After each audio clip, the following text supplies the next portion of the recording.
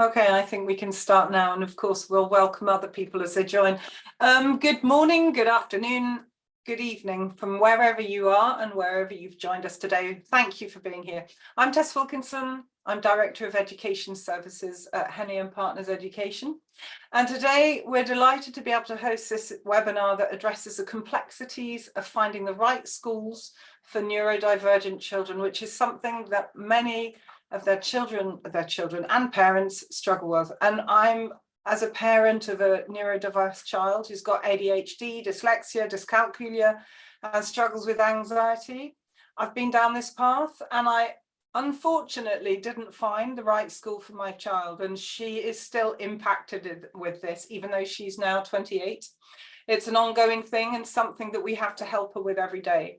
And I honestly wish I'd had access to the knowledge and support of Sheridan and Dan, who you'll be hearing from today. So just as a bit of background from us, Henley & Partners Education works with families who are situated around the world and who are looking for expertise and wraparound support for their children as they search for the best schools and universities for them. We provide assessment solutions, and depending on the needs of our families, offer additional services. All our team are made up of educators having worked as principals, head teachers like John, who's here today, admissions directors, college counsellors, teachers like myself.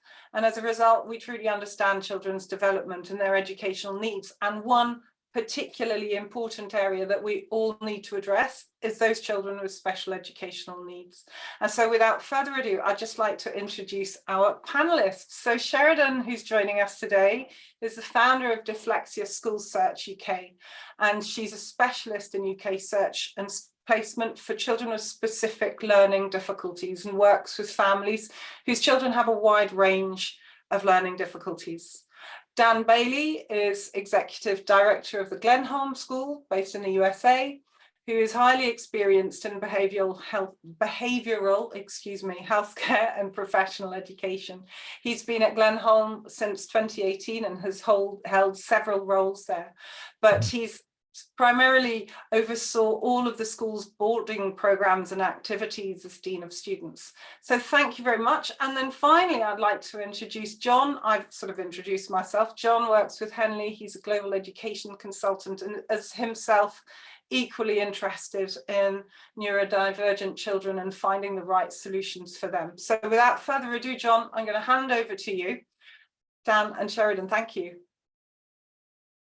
Thank you very much, Tess, and it's a real pleasure to be hosting this webinar this afternoon and this evening, and it's a pleasure to see everyone on this webinar. Welcome to Sheridan and to Dan. Like Sheridan and Dan, I've spent most of my professional career working with children who are neurodiverse and with special educational needs.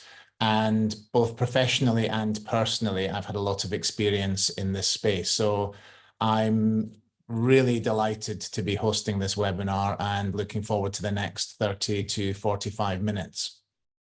Working with Henley & Partners has taught me over the last 2 or so years post-pandemic that so many ultra-high net worth and high net worth globally mobile families are placing more and more emphasis on the best outcomes for their children in terms of educational settings.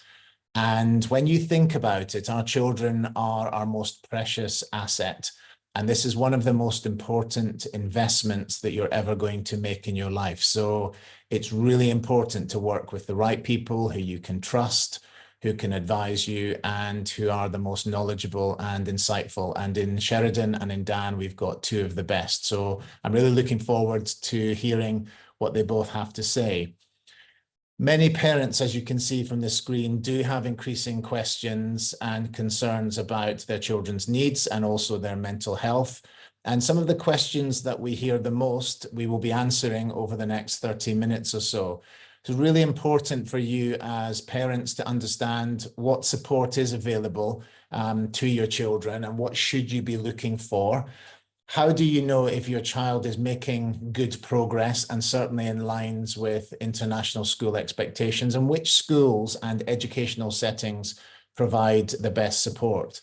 So without any further ado, who can help? Well, Henley and Partners can certainly help, because as Tess just mentioned, we are staffed by education professionals with a huge amount of experience in international education, but in our own way, specialists when it comes to different countries, different needs, different priorities. So we're available to help, and we'll talk a little bit more about that towards the end of the webinar. But let's get down to hearing from our experts in the field. So first of all, I'm just going to ask you, Sheridan, and welcome to this webinar. We hear a lot about self-esteem and confidence and how important that is for children. In terms of special educational needs and children who are neurodiverse, how critical is that in terms of their overall development? First of all, John and Tess, thank you very much indeed for asking me to speak today on something that I am passionate about and have been for the last 12 years at least. Again, like Tess, with a neurodiverse daughter who was really struggling at school.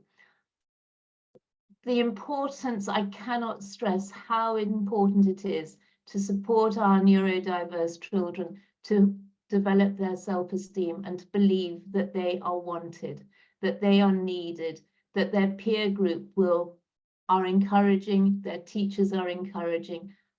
And that is what I look for when I'm looking for schools and where I'm placing children.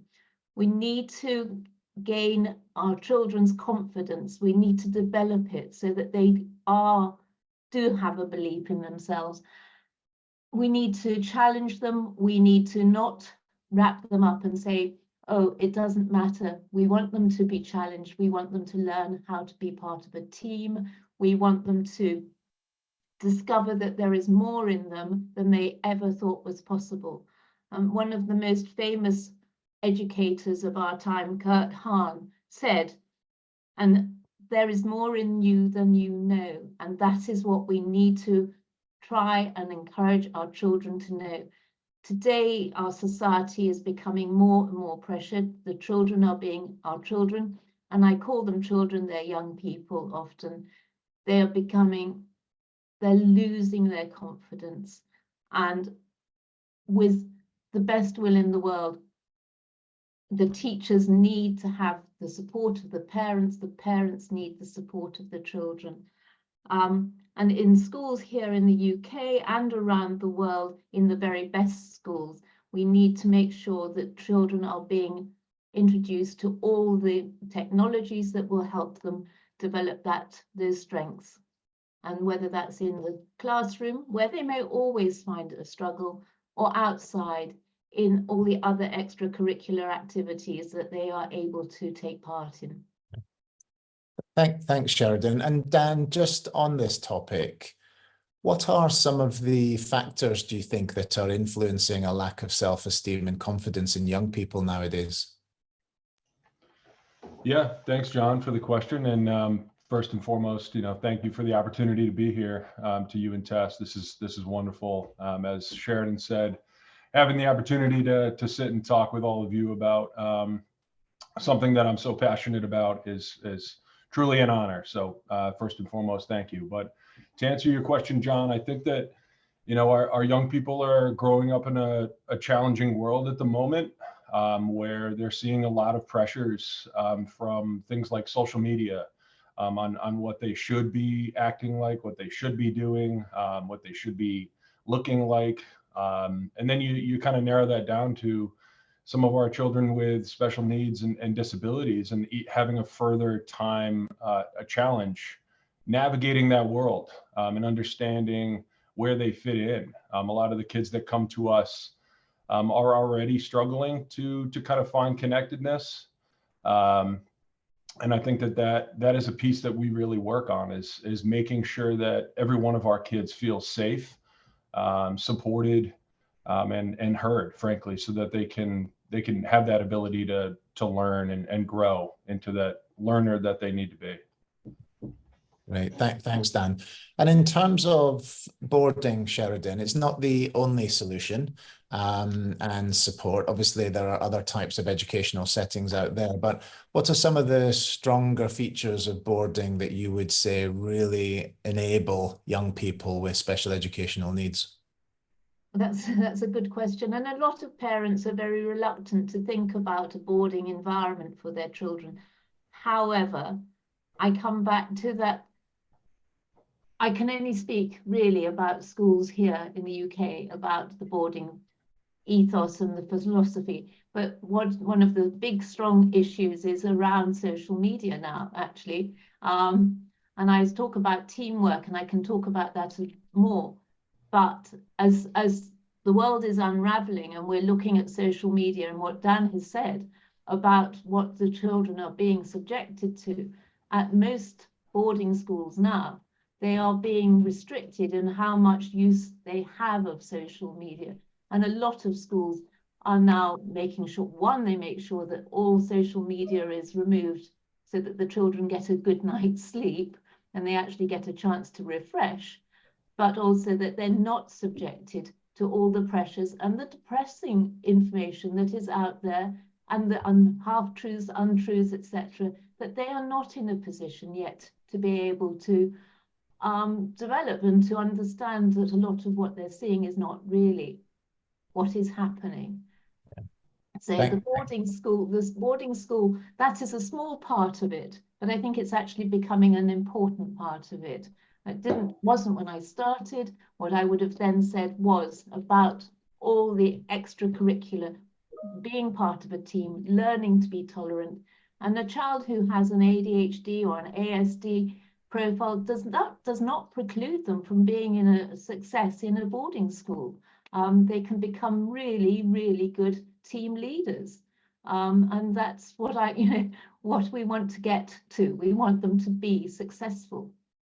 Absolutely. Thanks, Sheridan. And Dan, just expanding upon that, you're at the sharp end of it because you're actually running a boarding school. What are the many wider benefits for a neurodivergent child of being part of a boarding community? Yeah, thanks, John. And I think that, Sheridan hit on all those points perfectly. I think the big thing that we look at here at the Glenholme School is, you can look at the boarding school environment that provides you with that community safety and support. But I think that the one thing that is in common with every parent or family that comes to us with a child looking for placement, they're really looking for their child to have a sense of belongingness and community. And so if what we can do is create that culture here on this campus where our students can find connectedness, make friends, have social environment where they feel safe to take risks in a relationship, those are all absolute positives to this choice of a boarding school environment.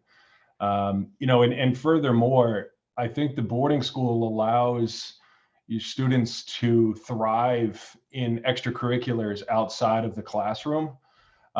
Things like academics are absolutely important, but looking at, we have an equine program and athletics that really wrap around the student and allow them to try new things outside of the classroom.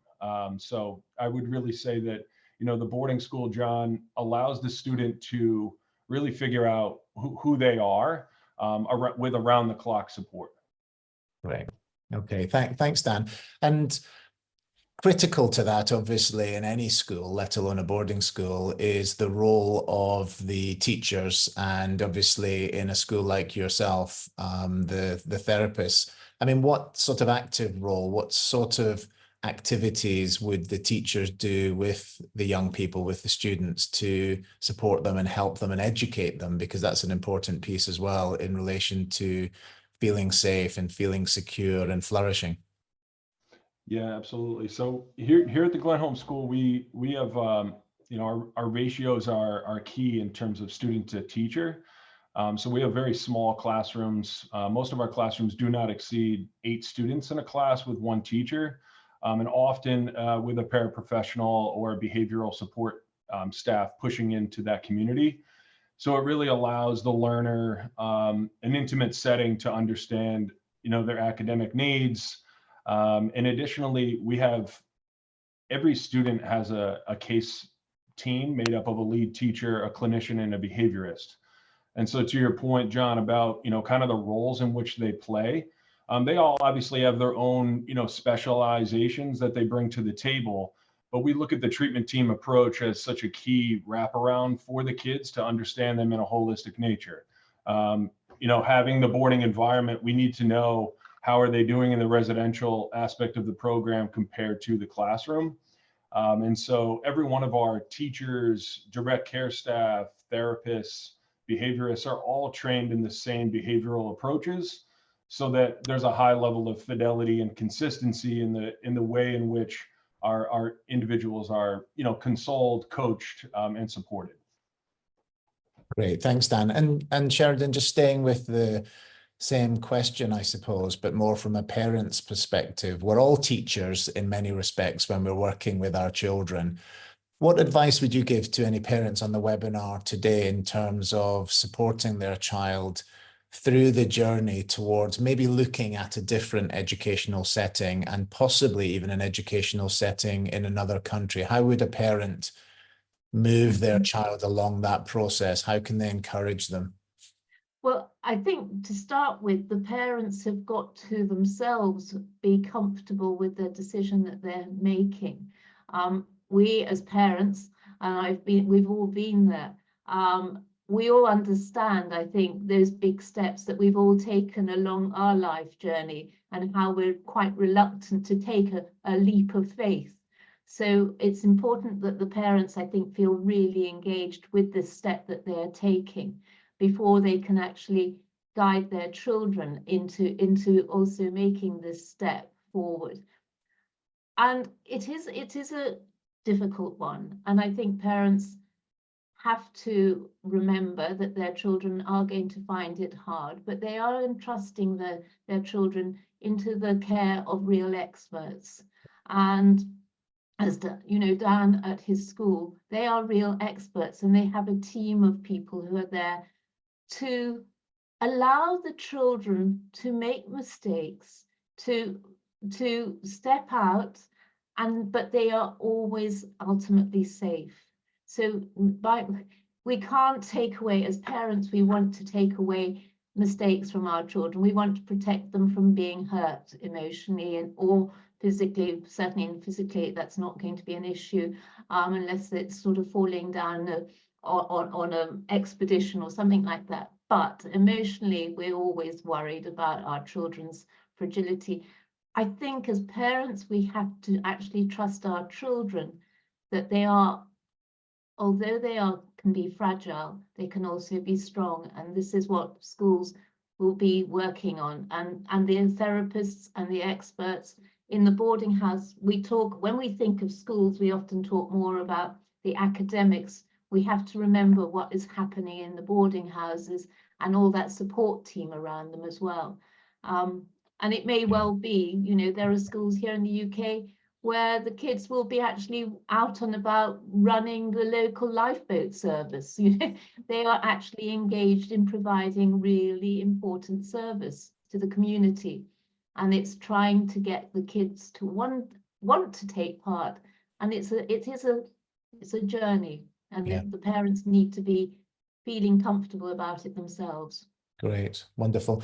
And in terms of supporting our children, Sheridan, obviously the emotional support is very important, but with the changes in technology at the moment, there is a vast array of support that families can provide. I mean, on a very basic but very effective level, what types of assistive technology would you say you've seen been successfully implemented with young people? It obviously depends on their needs, but just as a general rule, what would you say to parents about engaging with assistive technology to support their children?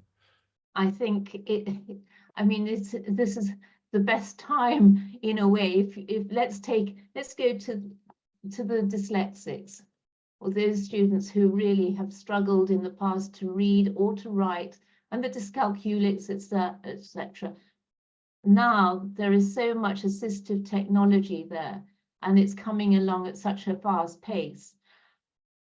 You know, when I look back on my daughter's journey, which was 20 years ago, it was very, very different. Now she can use text to speech, you know, speech to text, the other way around. There are wonderful Orcam and wonderful kind of glasses that will read to the child, or that, and in fact it's being used by adults as well, and people with visually impaired. So there's so much coming along, and we're working with AI is coming along as well.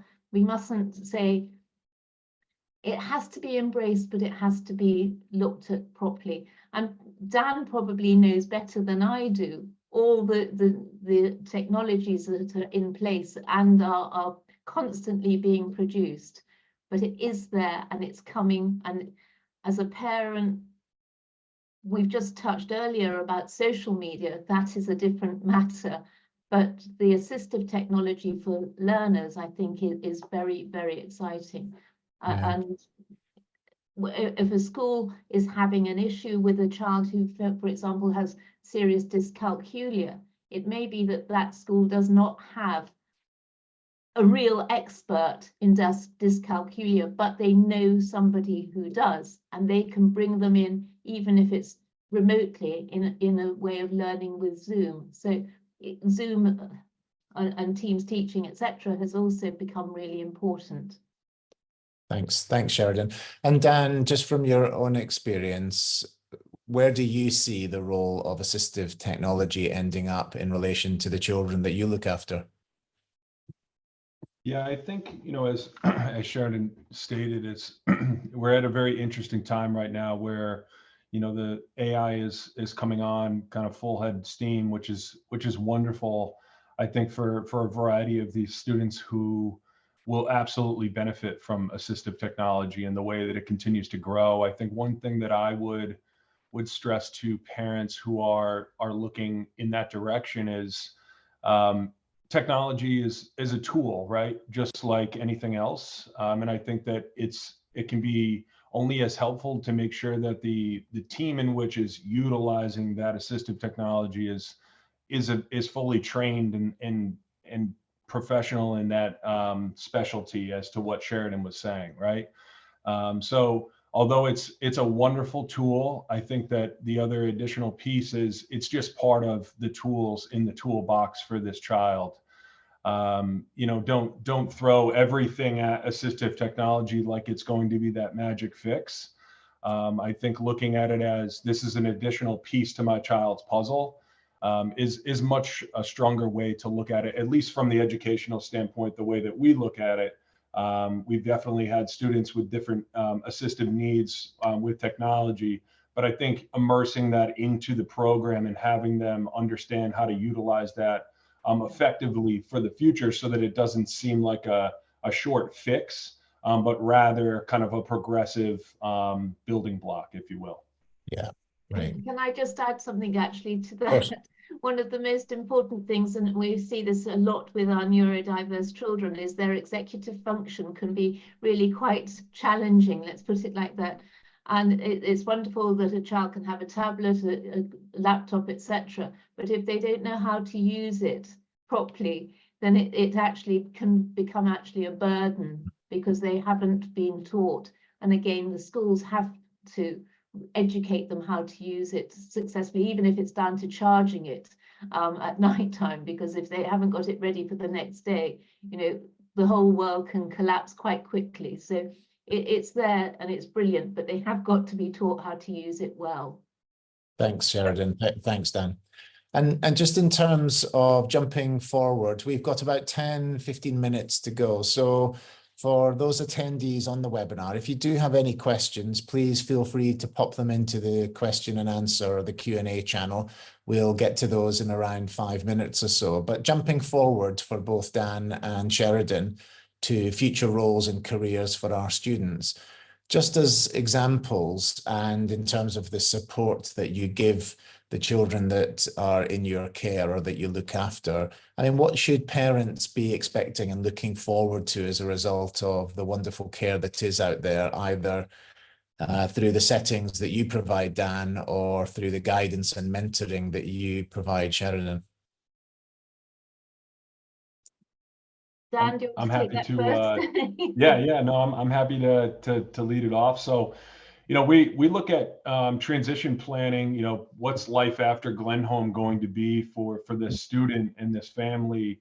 I would say from the moment that they enroll with us, honestly, John, we're looking at what's the future going to be for this child, so that their program is set up individually for them to be successful for whatever that plan is following Glenholme. Because that can look like a variety of things. A lot of our students will go on to 4-year universities. Some will go to a trade school, while some will still need additional transitional school and education. All are great and wonderful options. But that's just saying that we have a wide variety of needs and individuals on our campus. So if we don't look at it on an individual basis, by the time that student is ready to graduate or move on from Glenholme, we really want to make sure that they have a real clear understanding, both for their own goals, but as well as the family to feel successful moving on, from Glenholme. So hopefully that's helpful, John. And my response also is the fact that we really don't know at the start of their journey what the child is going to be, or young person is going to be able to achieve. And it really depends on their needs. But for example, going back to my own daughter's situation, at 10, she was barely reading and writing. By the time she left her school, she had gained her GCSEs, A-levels, and was in a university placement and did her university degree and went on to set up her own business. Many dyslexics, as we know, become leaders of very successful companies. And I'm not putting her on that pedestal, but we don't know the journey that they're all going to be taking. But the aim of the schools is to actually support the children to the next step. So as Dan says, some of those children will go on to colleges where they will do specialist studies. Others will need a different level of support. The schools, I believe, here will be working to give them independence. And we come back fundamentally to what are companies, businesses in the future going to be looking at of their employees. And I believe it's going to be team players and those who can work collaboratively, with their peers, with other people, and learning tolerance and patience. And that, I think, is really the key. That's really interesting what you say there, Sheridan. Sorry, I'm just jumping in because I'm thinking of my daughter. She left school with almost no qualifications at all. She really struggled, and there wasn't the right support for her.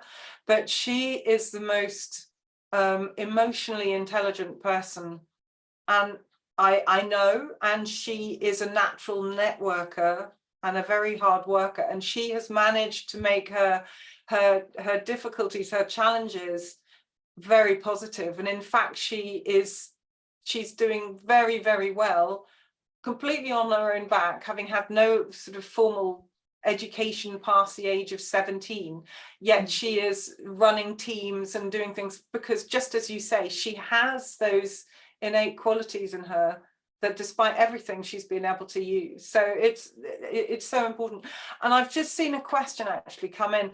One of the things, because obviously we have an international audience here, for parents who are elsewhere in the world, in the UK, the US, etc., what you've both worked with international parents, international families. How do you help them? What should be their first steps if they, like me, have a child who is neurodivergent? They are desperately trying to find somewhere their child can succeed, thrive, be happy, grow, progress. Shall I answer that?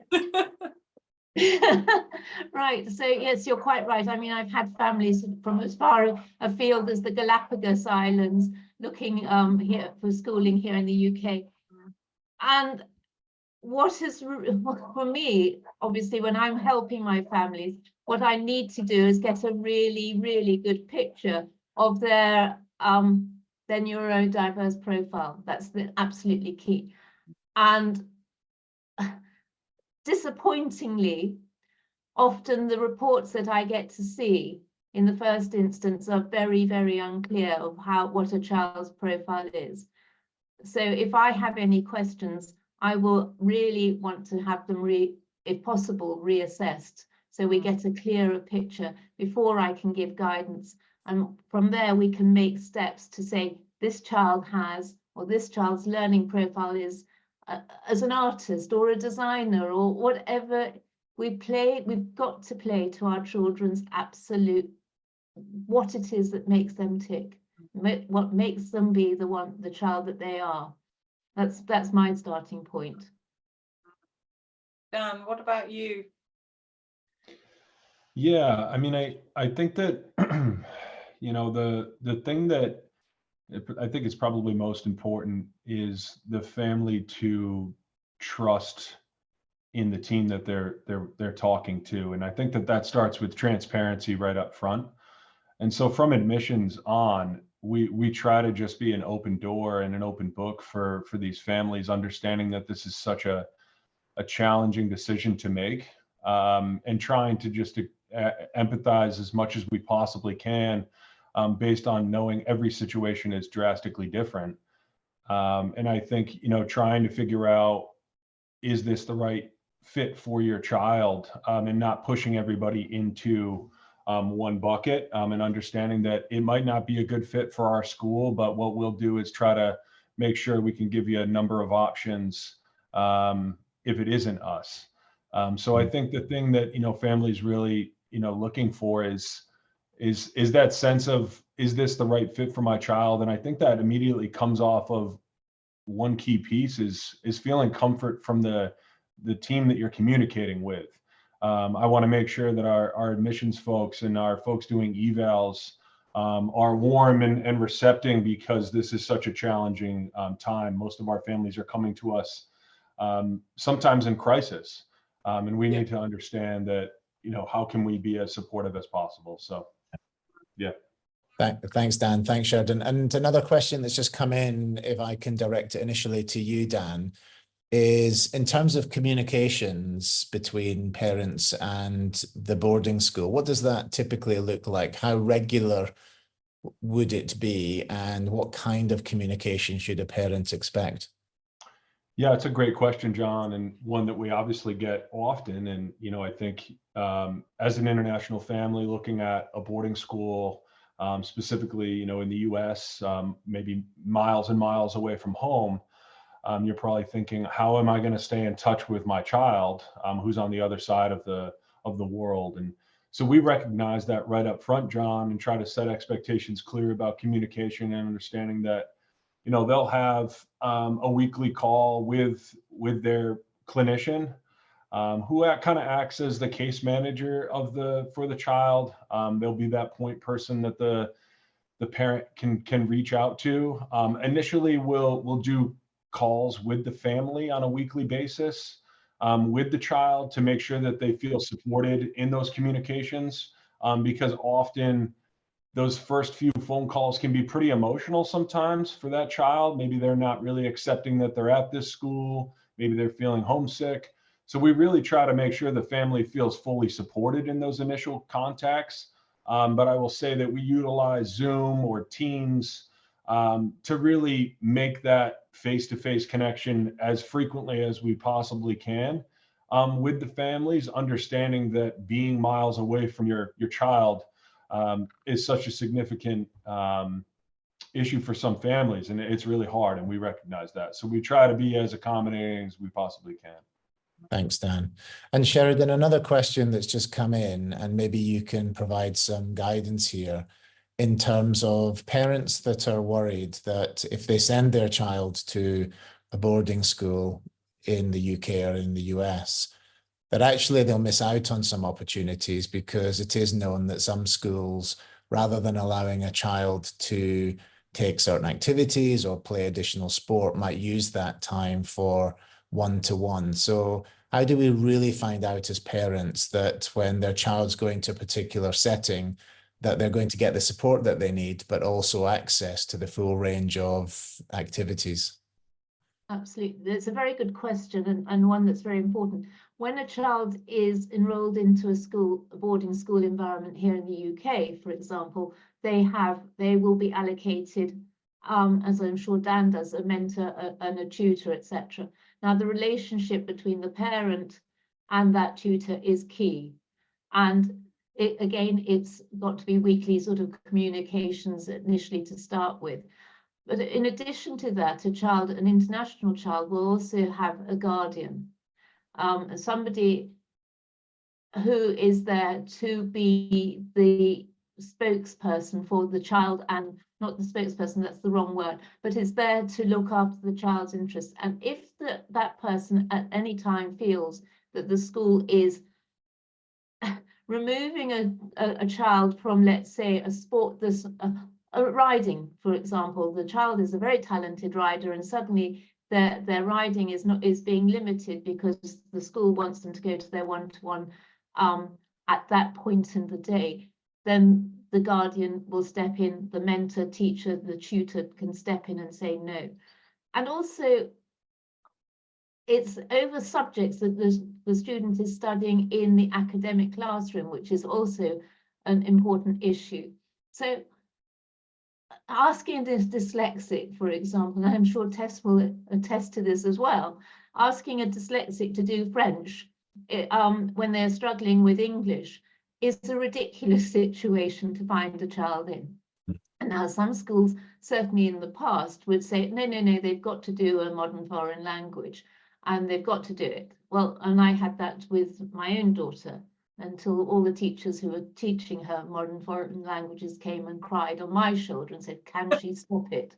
So, you know, that's the common sense approach, and schools have got to use common sense.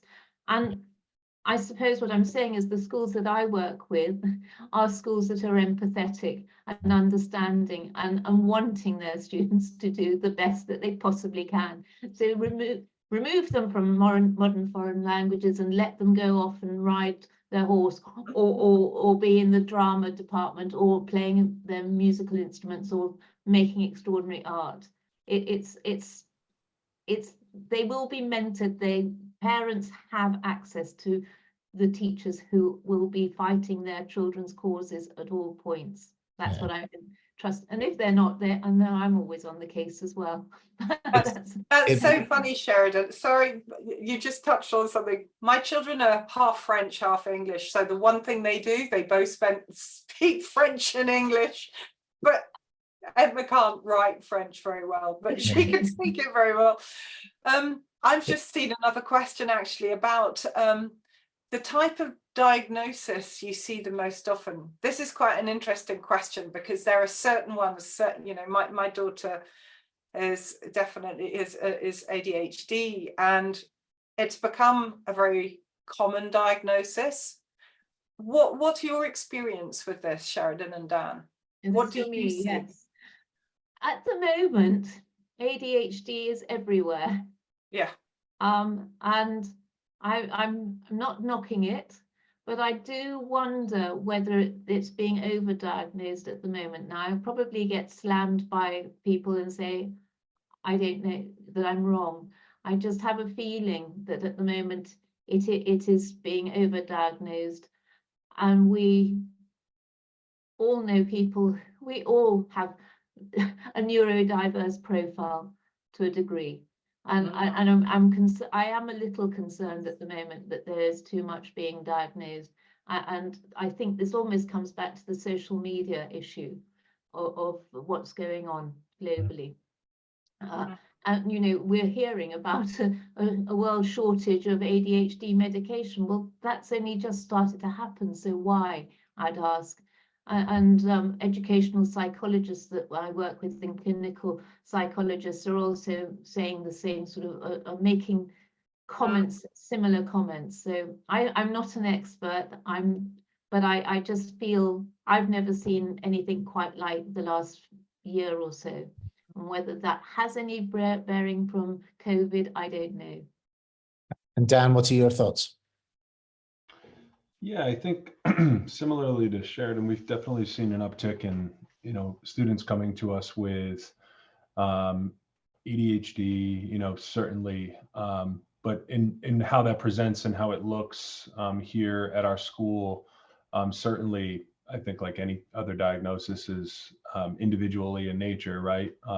Once maybe they get away from the home or whatever environment was challenging for that student, some of those diagnoses can start to look different. I will say that one interesting thing that we're seeing over the last couple of years is the number of students coming to us without an autism diagnosis in their later teen years, who I think that has been a challenge for a lot of families to navigate, not having that diagnosis until later in the teenage years, struggling to get the correct services, frankly.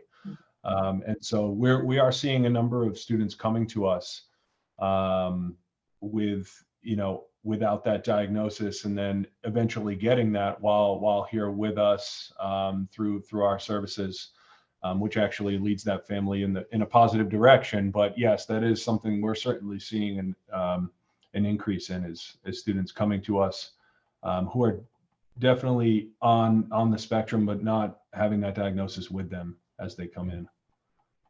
Thanks, Dan. And Dan, just on that theme of international families, in terms of cultural practices and different kinds of religions and just global families, what kind of accommodations do you make for the different types of students that you see on an annual basis? Yeah, that's a great question, John. We servicing students from around the globe, we understand that every family and student of any nationality or culture is going to come with different beliefs and practices from their culture or religious background. And so that process happens through our admissions and intake, where our team will make sure that those questions are asked and make sure that we can provide whatever accommodations are needed for that student and their belief system, whether it be religious, cultural, or personal. We've had students that needed to stop what they were doing midday to pray or whatever it might be, and we certainly have not come across one yet that we have not been able to accommodate. So I'll say that up front, we're very transparent with the family on wanting to know all of those things, because it helps us build the support network for their child. So I'll say, whether it is religious or cultural or just a familial kind of thing that is really important to the family, the sooner the better that we know about those things so that we can build in those accommodations. I would say that's the best way. Great, thanks, Dan. So we're just about at the end of the webinar, and just a quick question to both of you, just to sum up.